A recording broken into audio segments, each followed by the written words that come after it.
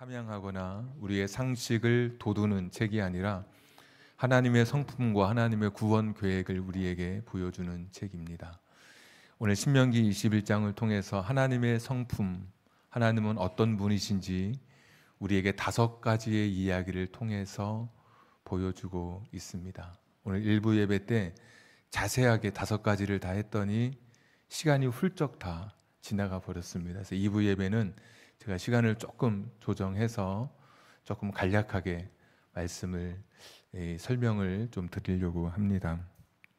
1절부터 9절에 여러분 소제목에 보면 죽인 자를 알지 못하거든. 여러분 성경책을 보셔야 됩니다. 성경책 죽인 자를 알지 못하거든. 들에서 죽은 억울한 죽음에 대해서 하나님께서 말씀하신 계명입니다. 나중에 가나안 땅에 들어갈 때 이런 일이 있을 때 어떻게 처리해야 하는지 5가지 상황을 말씀해 주시는데 1절에 보면 들에서 죽은 피살된 한 사람의 시신이 발견됐을 때 어떻게 할 것인가. 2절에 제사장, 장로들, 재판장, 5절에 제사장, 이렇게 주요 모든 가장 높은 지위에 있는 사람들이 다 같이 모이게 했습니다. 그리고 가장 가까운 성읍이 어디인가 거리를 재서 그 사람이 죽은 곳에 가까운 성읍에 있는 그런 사람들이 자기들의 것에 암송아지를 내어서 암송아지를 죽게 함으로 그 죽은 사람의 억울함, 죽은 사람의 슬픔, 왜냐하면 왜 억울하냐면 가해자가 밝혀지지 않아서 만약에 내가 죽더라도 누가 나를 죽였는지 말하고 죽으면 원통하지는 않을 텐데 그것조차도 누가 죽였는지 알지 못한 채 들에서 쓸쓸하게 죽어간 그 사람을 하나님께서 기억해 주시는 것입니다. 우리 인간은 약할 때 잊혀지고 남들에게 짓밟히기 쉬운 그런 때 사람들로부터 우리는 돌봄받지 못하지만 오늘 하나님께서는 무명의 어떤 한 사람의 그 죽음을 하나님께서 크게 보시죠. 그래서 장로, 지휘관, 그 지역의 지도자들, 그 다음에 재판장, 제사장들까지 다 모이게 해서 그 일을 진행하게 하고 있습니다. 그래서 억울한 죽음을 당한 사람의 그 슬픔, 억울함을 하나님께서 기억해 주시고 오늘 돌봐주시는 첫 번째 이야기입니다. 두 번째 이야기는 10절부터 14절까지 기록되어 있는데 제목을 보면 여자 포로를 아내로 삼는 규정. 그러니까 포로로 끌려온 여인의 그 슬픔을 하나님께서 헤아려 주십니다.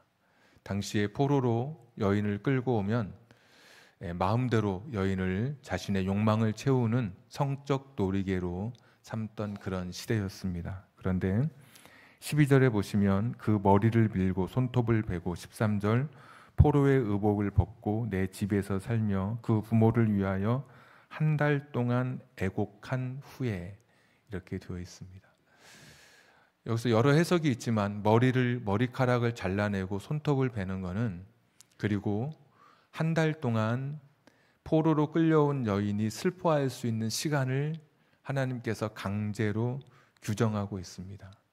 사람이 어떤 한 여인이 남자에게 어떤 아름다움의 모습을 보여줘도 그의 머리가 다 잘리고 치장했던 손톱이 다 이렇게 일반적인 손톱으로 이렇게 베어지게 되면 그리고 한 달의 시간 동안 자신의 마음을 추스를 수 있도록 시간을 하나님께서 허락해 주신 것은 남자가 자신의 욕망을 그냥 그 다음날 채우지 못하도록 한 달 동안 이성적으로 판단하고 좀 더 깊게 심사숙고할 수 있도록 하나님이 한 달의 시간을 마련해 주신 것입니다.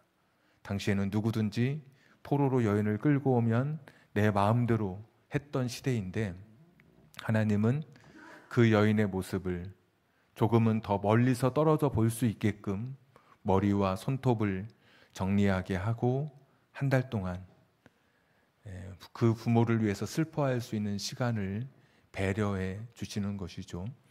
전쟁터에서 포로로 끌려왔다고 하는 것은 전쟁터에서 패배했다는 것을 의미합니다. 어쩌면 그들의 부모가 죽었을 수도 있고 아니면 남편도 전사했을 수 있습니다. 한 달 동안 그 슬픔을 추스를 수 있는, 그 슬픔을 그래도 자기 안에서 이렇게 감내할 수 있는 그런 한 달의 시간을 허락하시고 나서 이 여인을 취하게 하십니다. 그리고 만약에 이 여인이 마음에 들지 않아서 쫓아낼 때는 14절에 보시면 기뻐하지 않으면 나중에 보내는데 돈을 받지 말고 보내라. 그러니까 자유인으로 보내라는 것이죠. 더 이상 종이 아니다. 네가 책임을 져야 된다. 이렇게 말씀해 주십니다. 포로로 끌려온 여인의 인권이 어디 있겠습니까? 하나님께서는 지켜주십니다. 그러니까 잊혀지기 쉬운 존재, 짓밟히기 쉬운 존재인데 세상은 그럴수록 잊고 짓밟는데 하나님은 그런 사람을 존중히 여겨 주십니다. 세 번째 이야기는 16절부터 17절에 장자의 상속권 이렇게 되어 있습니다. 차별받는 사람에 대한 서름을 하나님께서 제도로서 방지하고 계십니다. 여기 보면 한 남편의 두 아내의 이야기가 나오는데 성경의 정신은 일부일처입니다. 한 남자와 한 여자가 합하여 하나가 되는 것이 하나님의 기본적인 뜻이고 성경의 정신입니다. 그런데 이 당시의 현실을 하나님께서 인정하고 계신 겁니다. 하나님의 뜻은 아니지만 말씀을 벗어나는 것은 아니지만 하나님의 그 현실, 왜냐하면 당시에는 전쟁하면 남자가 대부분 죽습니다. 여자는 살리고. 그러니까 남자는 굉장히 숫자가 적고 여자가 많은 시대여서 자연스럽게 일부 다처제가 될 수밖에 없던 시대입니다. 아브라함도 다처였고 야곱도 그랬고 우리가 아는 한나, 사무엘의 엄마 한나도 분인나라고 하는 또 다른 여인과 함께 또 경쟁을 했었고 다윗도 그랬고 솔로몬도 그랬고 구약 시대는 그 시대의 그 현실 자체가 일부 다처였습니다. 근데 오늘 여기 이제 두 아내가 있는데 한 아내는 내 마음에 늘 들어하고 또 한 아내는 어떻게 하다 보니까 미워하는 마음이 생겼습니다. 근데 미워하는 그 아내에게서 난 자식이 큰아들 장자였는데 내가 미워한다 그래서 재산을 물려주고 싶은 마음이 없는 겁니다. 장자는 2배의 몫을 항상 받았는데 그러니까 이것을 미워하니까 주지 않고 내가 사랑하는 아내의 자식에게 내가 좀 재산을 물려주겠다. 그러면 이 아들 입장에서는, 큰아들 입장에서는 자기 잘못도 아닌데 부모들 때문에 내가 차별받고 그러면 어디 저 광 뒤편에 가서 쓸쓸하게 울고 지쳐 있는 그런 사람들, 차별받는 그 서름을 하나님께서 헤아려 주시고 법으로 그가 어떤 상황에 있든 감정이나 또 기분에 따라서 하지 말고 이 제도를 따라서 장자라면 장자의 권리를 인정해 줘야 된다. 하나님께서 지켜 주시는 것이죠. 자, 네 번째 이야기는 18절부터 21절에 보시면 패역한 아들에게 내리는 벌입니다.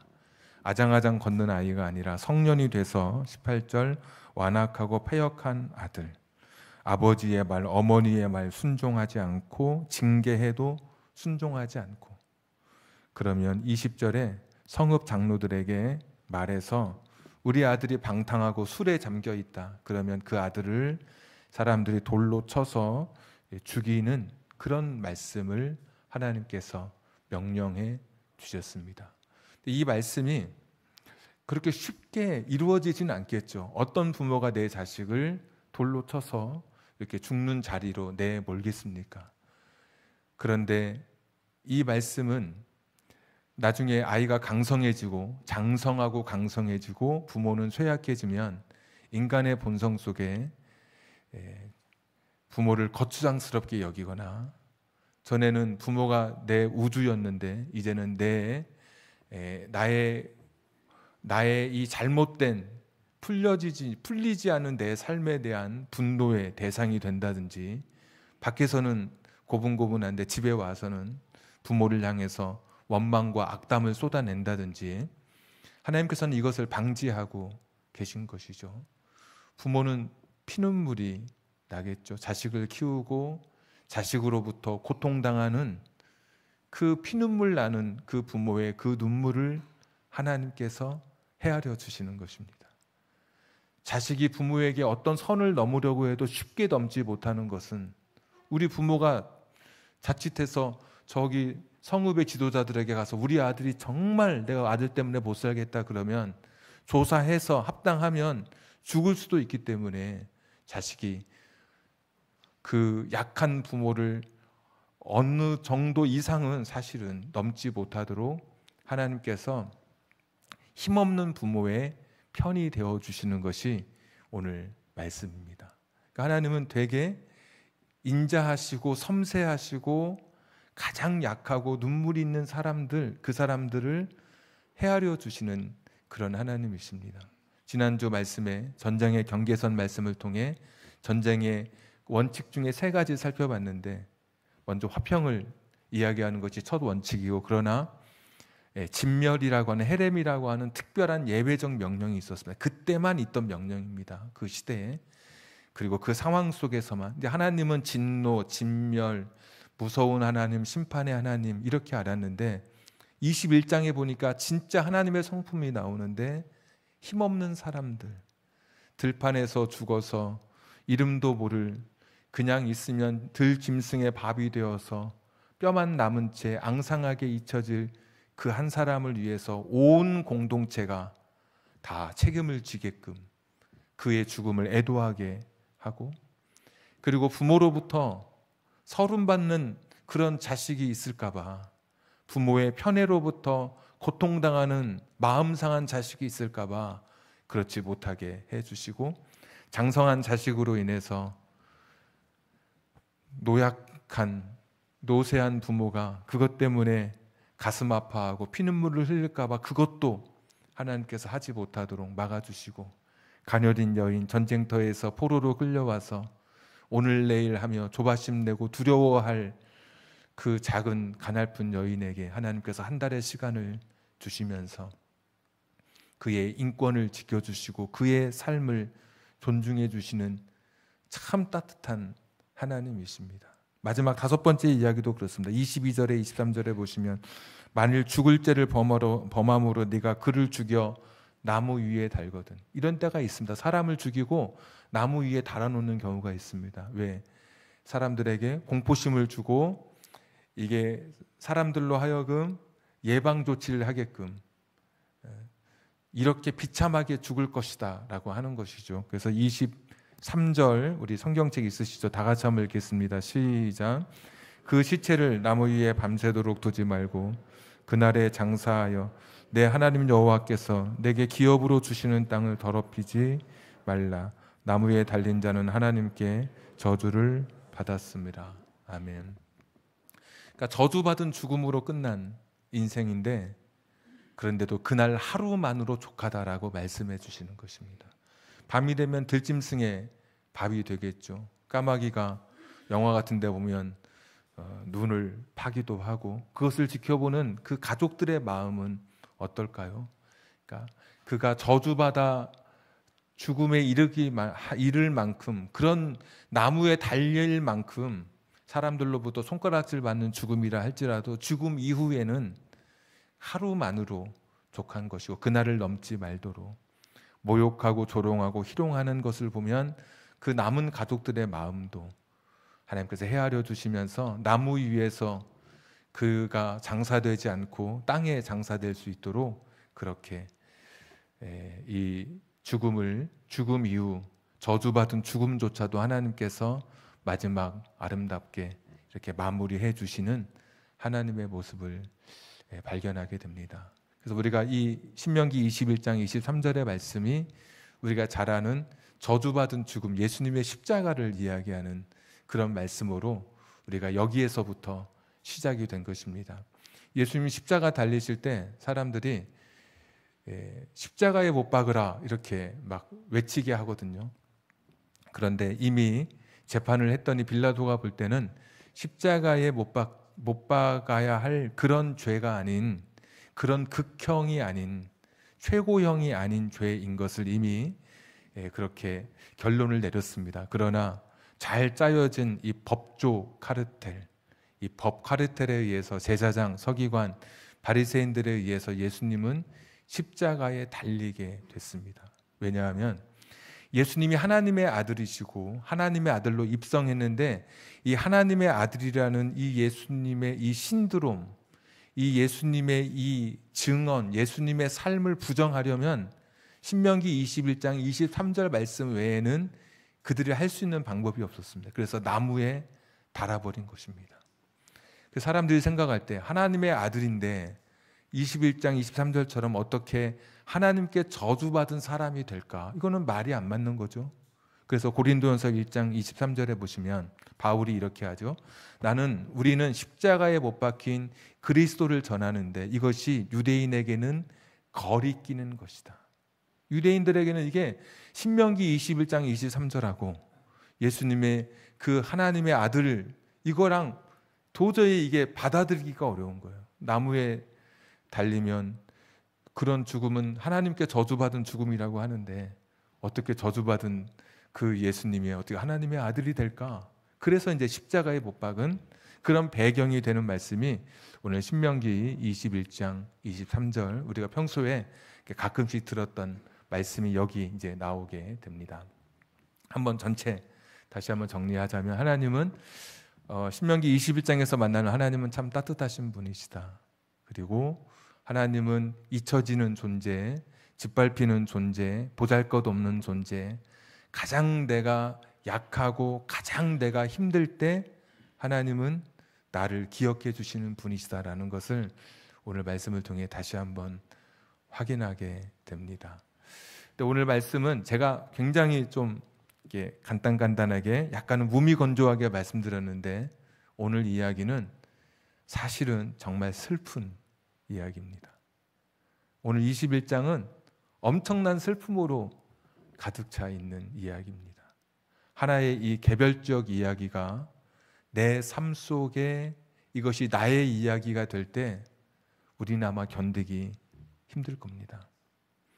여기 있는 이 사건 하나하나가 내가 인생에서 만나는 사건이라고 생각된다면 우리는 사실 너무나 지치고 절망스러울 것입니다.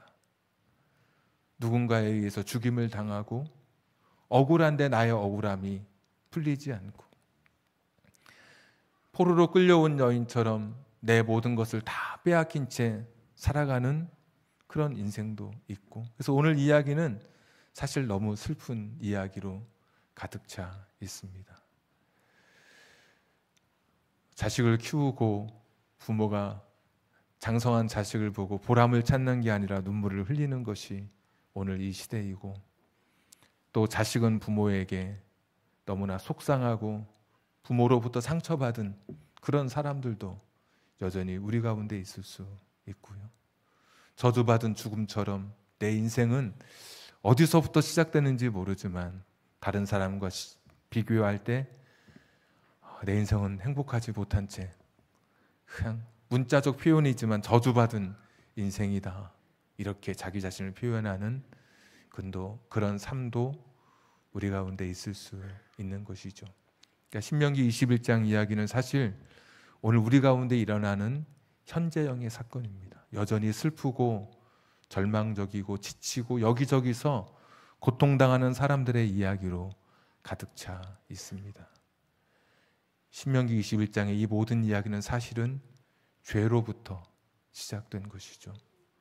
성경을 보면 죄의 영향력 아래에 있는 사람들이, 죄의 그늘 아래에 있는 사람들로 인해서 여기 사람을 죽이기도 하고 전쟁, 빼앗기도 하고 차별하기도 하고 부모를 향해서 삿대질을 하기도 하고 저주받은 죽음처럼 나무에 달릴 만한 흉악한 범죄를 저지르기도 하고, 이게 사실은 다 죄의 현상, 죄로부터 일어나는 그런 일이었습니다.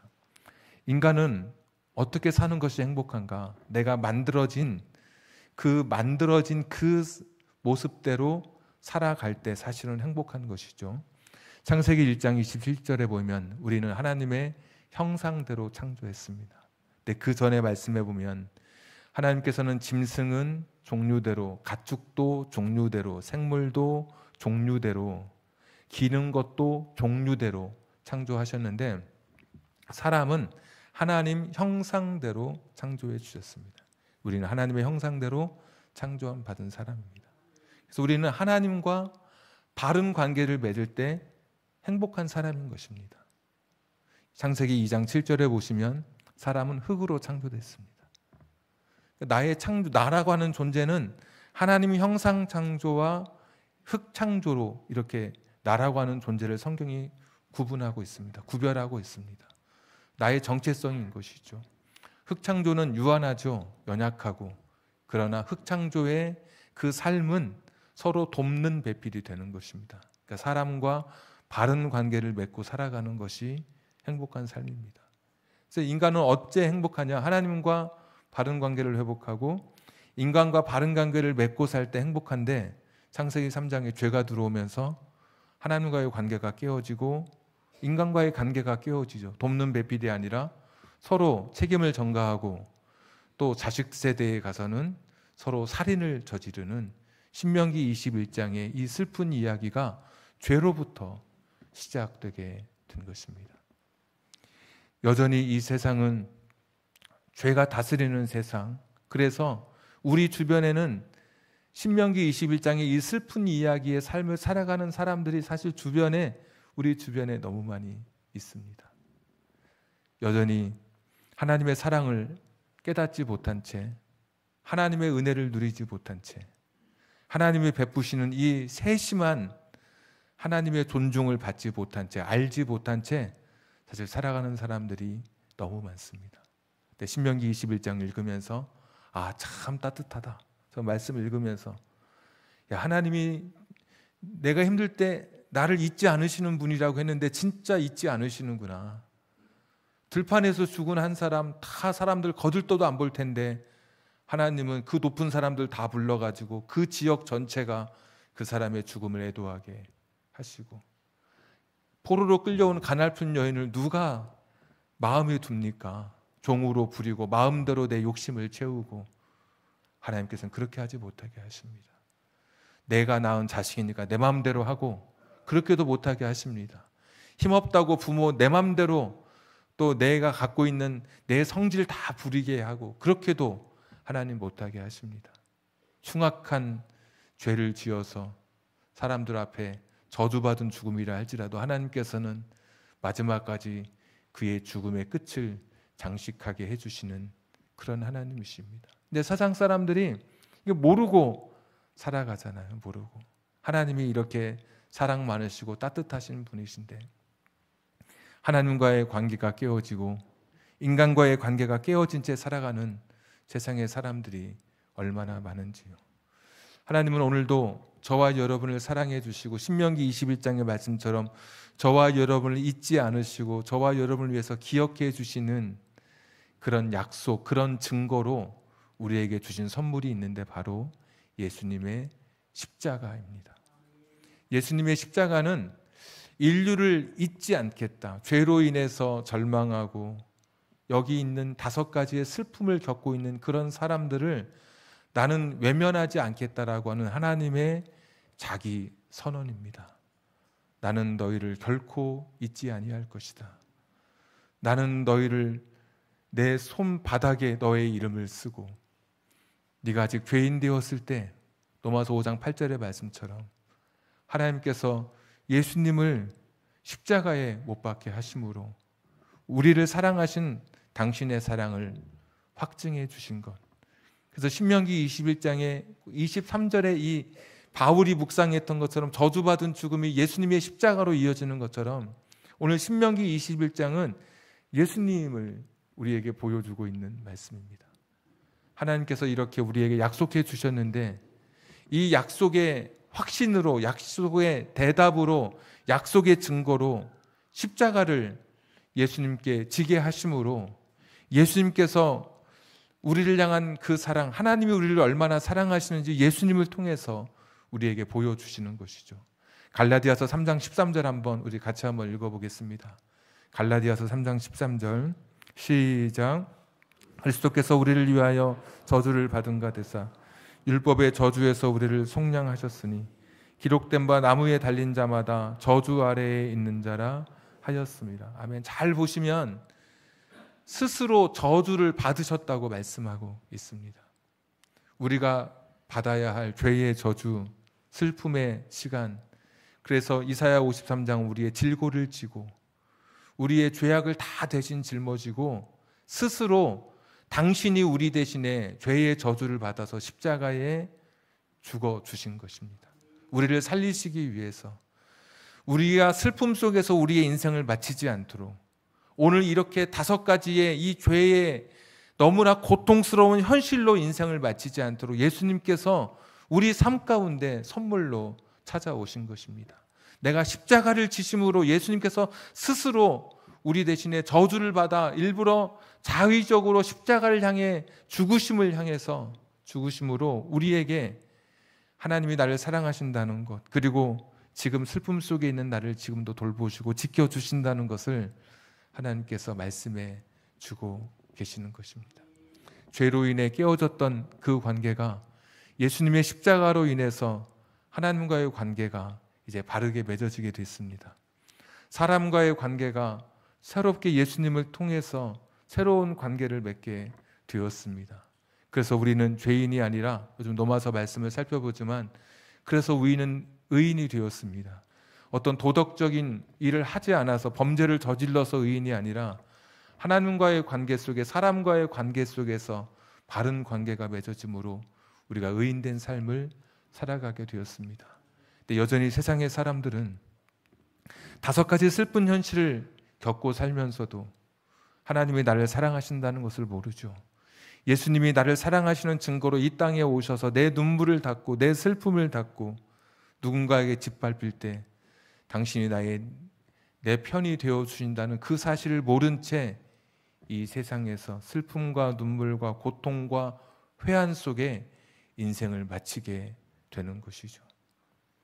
오늘 그들을 우리가 기억하는 겁니다. 한영혼 초청 예배는 그들에게 내가 만난 예수님, 이런 슬픈 현실 속에서, 고통의 현실 속에서, 억울한 현실 속에서, 서름이 가득한 이 삶 속에서 나를 알아주는 분이 있다는 것을 전해주는 것, 이것이 바로 우리가 한영혼 초청 예배의 목적이고 우리의 기도 제목인 것입니다. 여러분, 나눠드릴 때 누군가의 이름을 쓰도록 되어 있는데 강제는 아닙니다. 그러나 쓰는 것은 이번에 그분을 모시고 오든 모시고 오지 못하든 이것이 나의 기도가 되는 것이죠. 아까 우리가 1절부터 9절에 읽었는데, 들에서 누군가가 죽으면 제일 가까운 사람들이 책임을 져야 했습니다. 어쩌면 가정의 들판에서 누군가 죽어 있을 수 있습니다. 인생의 들판에서, 직장의 들판에서, 사업장의 들판에서, 이름 모를 어디 세상 들판에서 누군가 죽어 있을 수 있습니다. 하나님은 그 사람을 기억하시는 것이죠. 누가 책임집니까? 가장 가까운 사람이 책임져야 하는 것이죠. 내 가정의 들판에서 누군가 죽어 있다면 가장 가까운 그 사람이 책임지는 것입니다. 암송아지를 바쳐서 그 죽은 사람을 위해서 그의 영혼을 넋을 달래고 그의 억울함과 서름을 달랬던 것처럼 죽어있는 그 사람을 위해서 내가 중보 기도하면서 하나님 앞에 그 이름을 불러가며 기도할 사명이 저와 여러분에게 있는 것이죠. 저주의 나무가, 그 죽음의 나무가 생명의 십자가가 되어서 오늘도 우리를 구원으로 초청하고 있습니다. 여전히 슬프고, 정말 21장은 너무 슬픈 이야기입니다. 생각하면 할수록 하나하나가 너무 눈물겨운 이야기입니다. 너무나 억울하게 죽은 사람도 있고, 포로로 끌려와서 힘없이 두려움 속에 살아가고 있는 여인도 있고, 오늘 끌려갈까 내일 끌려갈까, 그렇게 부모 때문에 너무 큰 상처를 입어서 정신과를 가도 치료받지 못하는 그런 사람도 있고, 자식을 키우고 나중에 너무 원망스러워서 자기도 모르게 무자식이 상팔자다, 이런 말하는 너무 고통스러운 삶을 살아가는 어르신들도 계시고, 가지고 있는 재산 놓았더니 나중에 어디 요양원으로 그냥 어디 보내버리는, 그래서 그 요양원에서 쓸쓸하게 찾아오는 사람 없이 인생을 마치는 그런 쓸쓸한 사람도 있고, 큰 죄를 지어서 돌이킬 수 없는 죽음으로 끝나는 인생도 있고, 이것이 죄 아래에 있는 세상 사람들이 걸어가는 길이었습니다. 그의 손을 잡아줄 사람이 없는 거예요. 신명기 21장에서는 하나님께서 내가 그들의 손을 잡아줄 것이다. 그리고 이제는 십자가를 통해서 예수님이 우리의 손을 잡아주신다고 약속해 주십니다. 우리가 예수님의 손에 붙들려 살고 있었고, 저 들판에 죽어가는 그 누군가, 그 사람도 예수님의 손이 필요한 것입니다. 그 사람이 누굴까? 생각나는 그 사람, 내 마음속에 떠오르는 그 사람, 그 사람의 이름이 하늘나라 생명책에 기록되기를 주님의 이름으로 축복합니다. 우리 같이 찬양하고 기도하겠습니다.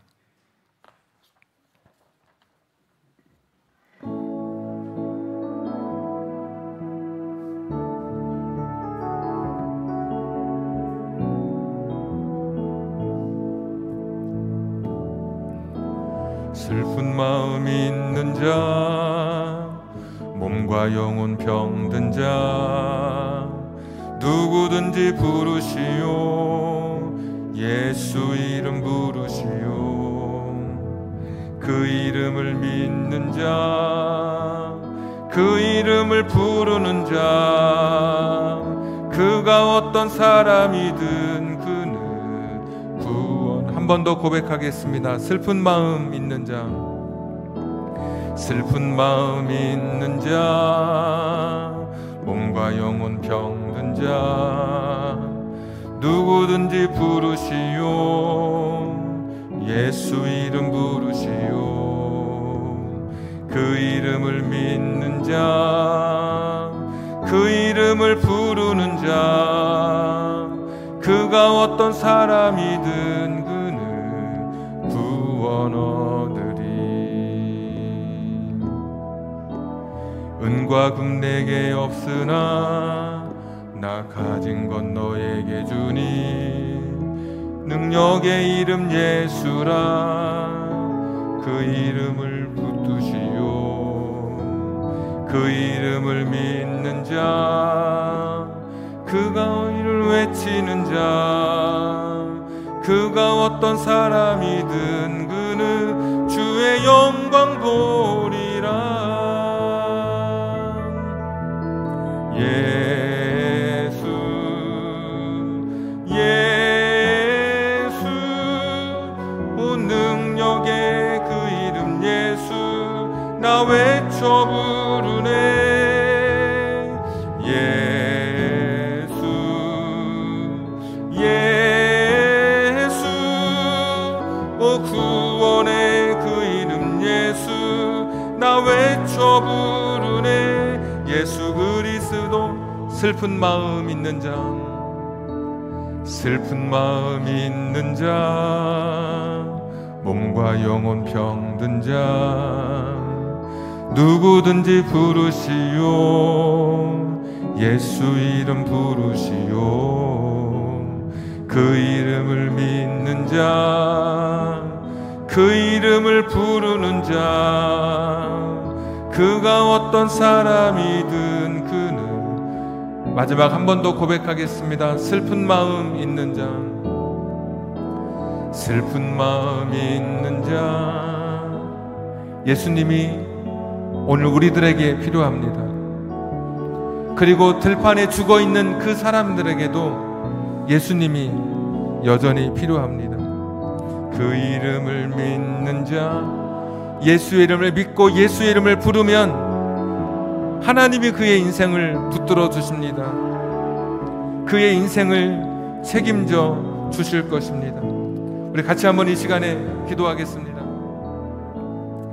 이 세상에 슬픔으로 가득 차 있습니다. 많은 사람이 직장에서 절망하고, 가정에서도 자신의 삶을 한탄하며 걸어온 인생길을 후회로 살아가는 사람들이 너무나 많습니다. 잊혀지기 쉬운 존재, 짓밟히기 쉬운 존재, 사람들로부터 더욱더 우리 자신이 잊혀질 때 하나님께서는 나를 잊지 않으십니다. 짓밟히기 쉬울 때, 가장 약할 때, 가장 보잘것없는 상태가 되었을 때 오늘 하나님께서는 그 사람들을 기억해 주셨습니다. 이제 예수님의 그 십자가를 통해서 하나님께서 그 약속을 확실한 증거로 보여주셨습니다. 내가 힘들 때, 지칠 때 예수님 그분이 내 인생의 주인이 되십니다. 사마리아 여인에게, 삭개오에게, 가늠하다 잡힌 여인에게, 한편 강도에게 예수님은 여전히 그들의 친구가 되어주시고 힘들 때, 지칠 때 그들의 손을 잡아주셨습니다. 지금 여러분 힘들다면 예수님의 손을 잡으십시오. 하나님이 당신을 지금도 사랑하시고 당신을 잊지 않으십니다. 그리고 또 하나, 내 인생의 저 들녘에서 죽어있는 그 사람, 가장 가까운 사람이 책임져야 한다고 영적 원리이기도 하죠.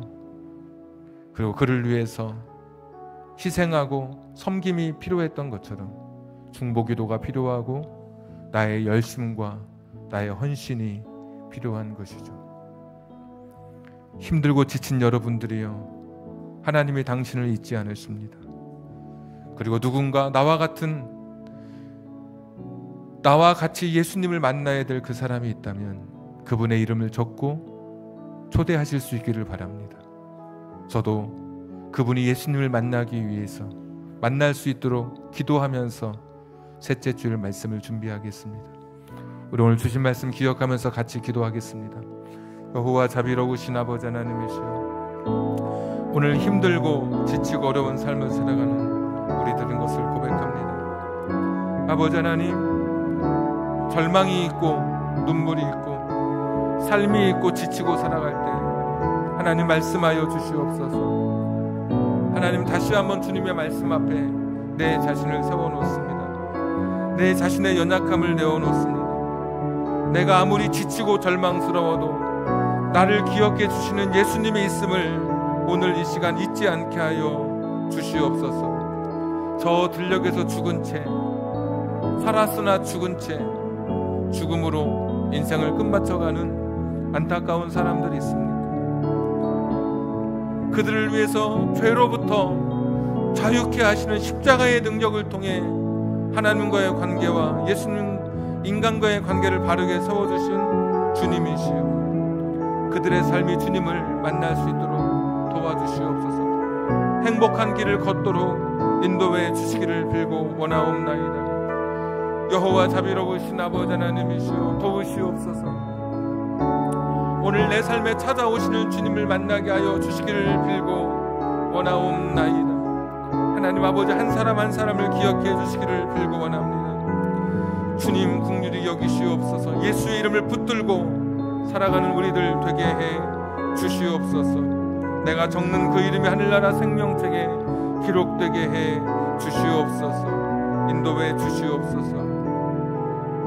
슬픈 마음 있는 자, 슬픈 마음 있는 자, 오늘 여러분이 힘들다면 예수님의 이름을 부르십시오. 신명기 21장의 그 슬픈 이야기 속에 하나님은 나는 너를 잊지 않는다, 나는 너를 결코 포기하지 않는다 말씀합니다. 그가 어떤 사람이든 그는 구원어 은과 금 내게 없으나, 은과 금 내게 없으나 나 가진 건 너에게 주니 능력의 이름 예수라. 그 이름을 붙드시오. 그 이름을 믿는 자, 그 이름을 부르는 자, 그가 어떤 사람이든 그는 주의 영광 보리라.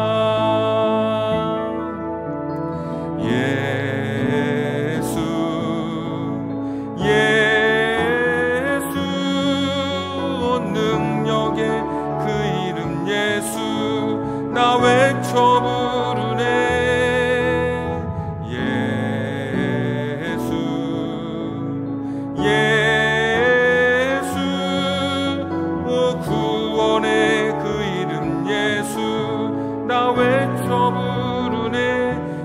예수 그리스도. 제가 한번 기도하겠습니다. 하나님 아버지, 5가지 슬프고도 눈물 나는 고통의 삶을 지나고 있는 우리 성도님들 있습니까? 자식 때문에 속상하고, 부모 때문에 서름을 겪고, 믿었던 사람으로부터 배신당하고, 힘이 없어 끌려온 포로 여인처럼 가녀린 내가 할 수 있는 일이 없어서 절망하기도 하고, 슬픔과 절망으로 가득 찬 내 인생에 나를 기억하고 계신다는 오늘 이 하나님의 말씀을 붙들고 한 주간 살아갈 수 있는 우리 성도님들 되게 해 주시옵소서. 하나님 아버지, 네가 힘들 때, 오히려 짓밟힐 때, 사람들로부터 잊혀질 때 나는 너를 잊지 않는다고 약속해 주시는 신명기 21장에 그 하나님과 함께 살아가는 이 한 주간, 우리가 위로받고 용기를 얻는 한 주간 되게 해 주시옵소서. 나는 너를 잊지 않는다고 하는 확증으로 예수님의 십자가를 통해 죄로부터 자유하게 하시고 하나님과의 관계, 인간과의 관계가 회복될 수 있도록 행복의 길을 열어주신 하나님, 누군가 내 인생의 들녘에서 죽은 채 인생을 끝마치는 사람이 있다면 가까운 내가 그에게 예수님을 소개할 수 있도록 내 마음을, 내 감정을 결단케 해 주시옵소서. 그의 이름을 적고 2주 동안 그를 초청하기 위해서 기도할 수 있는 우리들 되게 해 주옵소서. 사마리아 여인에게 예수님이 필요했고, 가늠하다 잡힌 여인에게 예수님이 필요했고, 외로웠던 삭개오에게도, 마지막 저주받은 죽음으로 끝나는 한편 강도에게도 예수님이 필요했던 것처럼 예수님이 필요한 사람이 내 주변에 있습니다. 내가 그들에게 예수님을 소개할 수 있도록 나를 도구로 사용해 주시옵소서. 저주받은 나무에서 생명이 되는 이 은혜와 이 하늘의 복을 그들에게 전할 수 있는 우리가 되게 해 주시옵소서.